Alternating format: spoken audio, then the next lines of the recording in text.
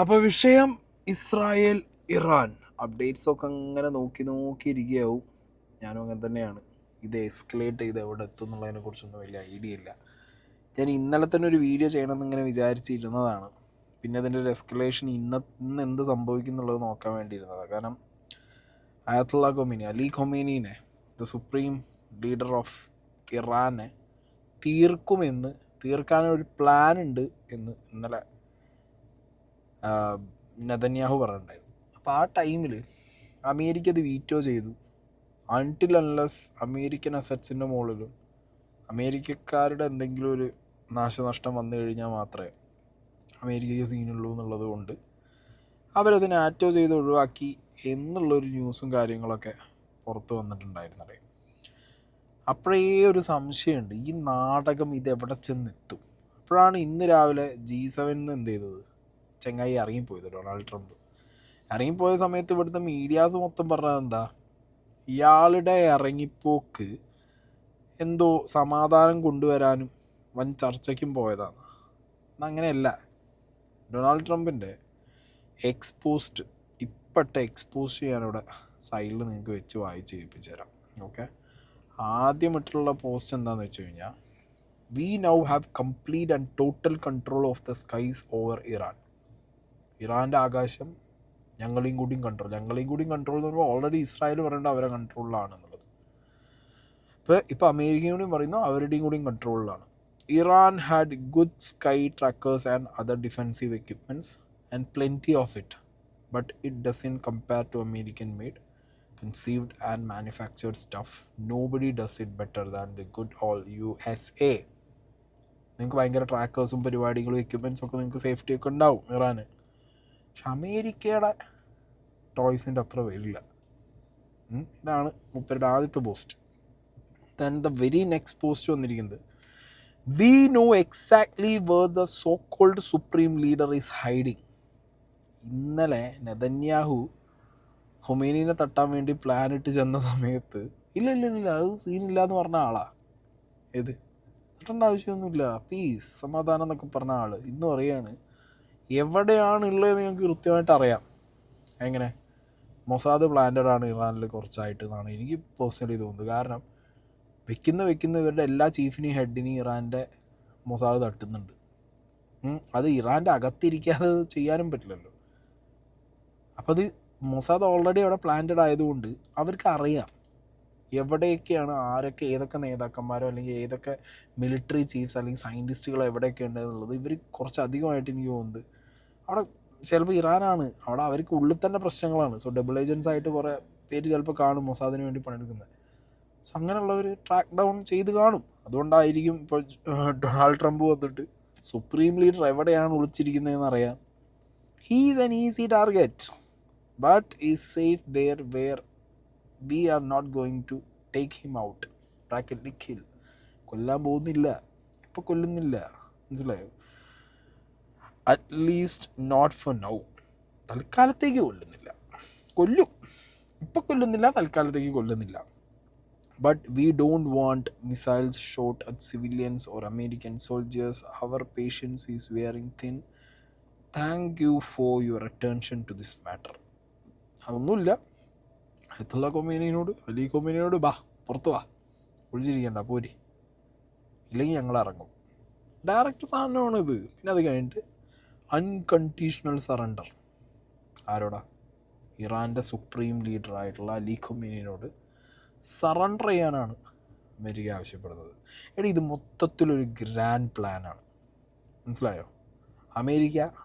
അമേരിക്കേൻ്റെ proxy ഇസ്രായേലിനെ back ചെയ്തുകൊണ്ട് Saudi Arabia, UAE, Bahrain, Jordan, Egypt, because of this സുന്നി ഷിയ വിഷയങ്ങളുള്ളത് കൊണ്ട് ഇറാൻ ഒരിക്കലും എനിക്ക് തോന്നുന്നില്ല സൗദിയോ, UAE, ബഹ്റൈനോ, ജോർദാനോ, ഈജിപ്തൊന്നും ബാക്ക് ചെയ്യുന്നുള്ളത്. അവർ ബാക്ക് ചെയ്യില്ല.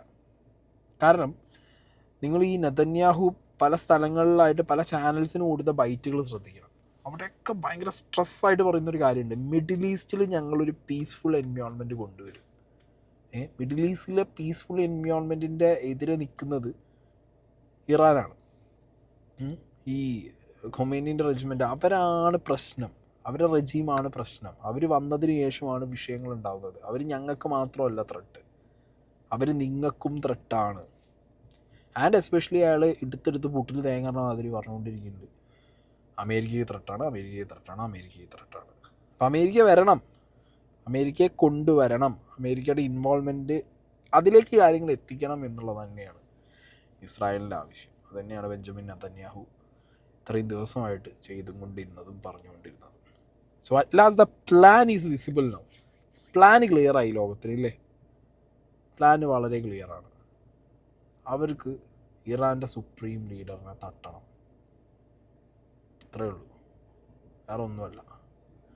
അതിനുള്ള പ്ലാനും കളികളും തന്നെയാണ്. അല്ലെങ്കിൽ നിങ്ങൾ ആലോചിച്ചു, ഇത്രയും കാലം എന്താ ഇസ്രായേൽ പറഞ്ഞുകൊണ്ടിരുന്നത്, എന്താ നെതന്യാഹു പറഞ്ഞുകൊണ്ടിരുന്നത്? ഇവന്മാർ കുറേ യുറാനിയം എടുത്ത് വെച്ചിട്ടുണ്ട് മറ്റേ സാധനം ഉണ്ടാക്കാൻ വേണ്ടിയിട്ട്, ഇപ്പം ഉണ്ടാക്കും, അത് ഭയങ്കര ത്രെട്ടാന്ന് ആദ്യം പറഞ്ഞു.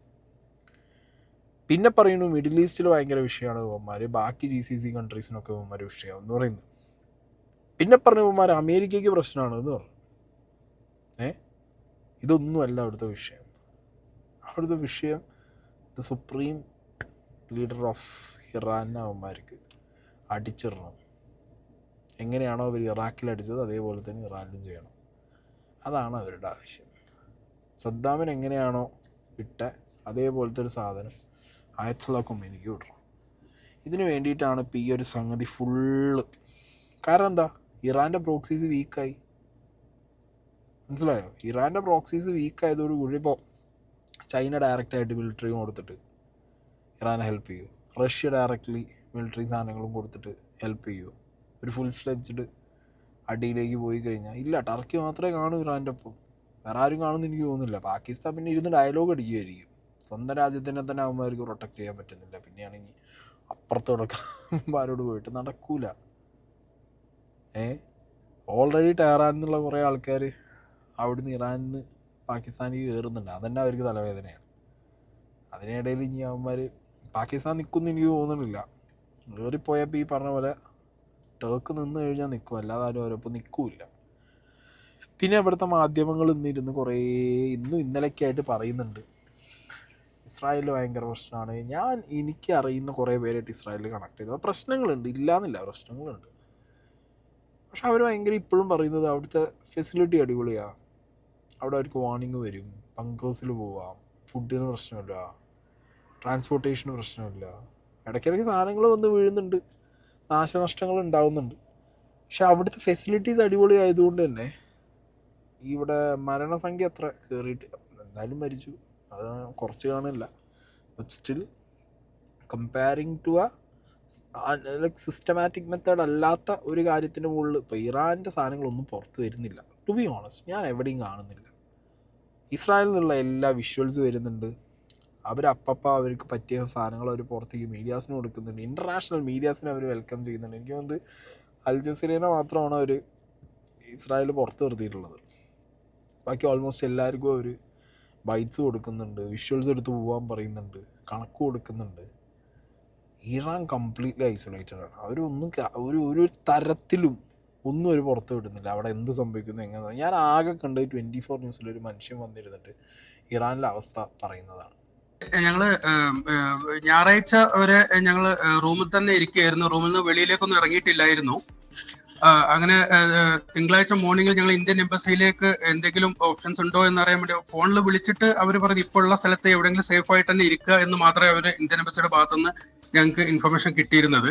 പക്ഷേ തെഹ്റാനിൽ ദേശീയ മാധ്യമങ്ങളെല്ലാം റിപ്പോർട്ട് ചെയ്യുന്നുണ്ടായിരുന്നു തെഹ്റാനിൽ നിന്ന് ആളുകൾ ഒഴിഞ്ഞു പോകണം, തെഹ്റാൻ അവരുടെ കൺട്രോളിലാണ്, ഞങ്ങൾ ഏത് സമയത്ത് അറ്റാക്ക് ചെയ്യുന്നുള്ള ന്യൂസുകൾ നിരന്തരം വന്നുകൊണ്ടിരിക്കുന്നുണ്ടായിരുന്നു. അതടിസ്ഥാനത്തിലാണ് ഞങ്ങൾ ഇന്ത്യൻ എംബസിയുടെ ഭാഗത്തുനിന്ന് എന്തെങ്കിലും മൂവ്മെന്റ് ഉണ്ടോ എന്ന് അറിയാൻ വേണ്ടി എംബസിയുടെ ഭാഗത്തേക്ക് പോയത്. എംബസിയുടെ ഭാഗത്ത് പോയപ്പോൾ ഇന്ത്യൻ എംബസിയുടെ ഓഫീസ് അടുത്ത് അവിടുന്ന് മാറ്റിയിട്ടുണ്ടെന്ന് പറഞ്ഞു. പക്ഷെ പഴയ ഓഫീസിന്റെ ഫ്രണ്ടിൽ നിൽക്കുന്ന സമയത്താണ് മിസൈൽ ആക്രമണം ഞങ്ങൾ തൊട്ട് മുമ്പിൽ ഒരു 100 മീറ്റർ അപ്പുറത്ത് വന്നിട്ട് വീഴുന്നത്. തലനാരിക്ക് എന്ന് പറഞ്ഞാൽ ഞങ്ങൾ മരണത്തെ മുഖാമുഖം കണ്ട പോലെ ആയിരുന്നു ഉണ്ടായിരുന്നത് അവസ്ഥ. അവിടുന്ന് എല്ലാവരും മെട്രോയുടെ അണ്ടർഗ്രൗണ്ട് ആണ് മെട്രോ അവിടെ ഉള്ളത്. അങ്ങോട്ട് ഞങ്ങൾ ഒരു 50 മീറ്റർ തൊട്ട് അടുത്ത് തന്നെ 50 മീറ്റർ അടുത്ത് മെട്രോ ഉണ്ടായതുകൊണ്ട്, മെട്രോ സ്റ്റേഷൻ ഉണ്ടായതുകൊണ്ട് അതിലേക്ക് ഞങ്ങൾ ഇറങ്ങിപ്പോയി. അതുകൊണ്ട് മാത്രമാണ് ഞങ്ങൾ രക്ഷപ്പെട്ടത് ആ സിറ്റുവേഷനിൽ നിന്ന്. അത് അഫ്സൽ ഖാൻ, കഴിഞ്ഞ് റൂമിലെത്തി. ഇതിന്റെ സാധാരണഗതിയിൽ ഇതിന്റെ അലർട്ട് വരുമല്ലോ, ഈ മിസൈലൊക്കെ വരുന്നതിന് മുമ്പുള്ള അലർട്ട്. അങ്ങനെയുള്ള അലർട്ടുകളൊന്നും കിട്ടിയില്ലേ?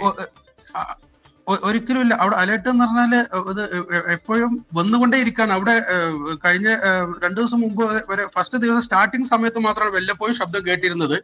ഏകദേശം ശനിയാഴ്ച മുതൽ നിരന്തരം തെഹ്റാൻ ഭാഗത്ത് മിസൈലുകൾ വീണുകൊണ്ടിരിക്കുകയാണ്. അതുകൊണ്ട് അലേർട്ടും ഒന്നും അവിടെ ഇല്ല. അല്ലെ, എവിടെ പ്രതിരോധ സംവിധാനങ്ങൾക്ക് ഇസ്രയേലിന്റെ ഈ മിസൈലുകളെ തടുക്കാൻ കഴിയുന്ന ഈ ഡ്രോൺ അറ്റാക്കുകൾ ഉണ്ടോ അവിടെ? ഞങ്ങള് അവിടുന്ന് ഇപ്പൊ ഇന്നലെയാണ് ഞങ്ങൾ അവിടുന്ന് തെഹ്റാനിൽ നിന്ന് മൂവ് ചെയ്ത്. ഞങ്ങൾ ഇവിടെയുള്ള സുഹൃത്ത് പറഞ്ഞു, നമുക്ക് എന്തായാലും തെഹ്റാനിൽ നിന്ന് നമ്മുടെ ജീവൻ അപകടത്തിലാവും, ഞങ്ങൾ എന്തായാലും ഫാമിലി അടക്കം ഇവിടുന്ന് മൂവ് ചെയ്യാണ്, നിങ്ങൾ ഞങ്ങളുടെ കൂടെ പോരുന്നുണ്ടെങ്കിൽ പോരാം എന്ന് പറഞ്ഞ് അവർ നിർബന്ധിച്ചിട്ട്.